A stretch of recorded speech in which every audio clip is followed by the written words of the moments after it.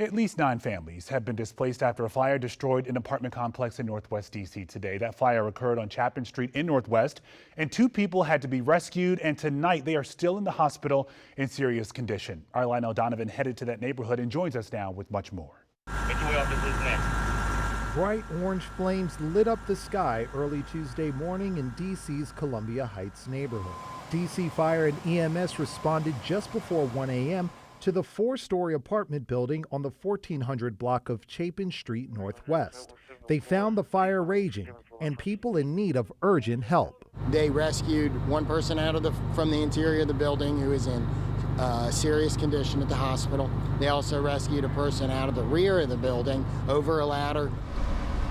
Under the light of day, neighbors came out to survey the damage. While they asked about their neighbors' well-being, they also pondered on how close to home tragedy struck. Being from California, there's different kind of fire, forest fire, but they can jump like across highways pretty easily. So I was sitting here like, how far is this thing gonna spread? That's terrifying. The Red Cross was called in to help manage the aftermath. The organization says it's helping 9 families who have been displaced so far.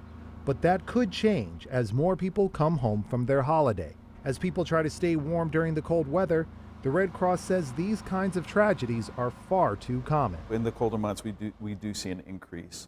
In D.C. specifically, we had so far this past year, we don't have our final numbers yet, but we're probably right around 100 or so responses, right? And that's mostly home fires.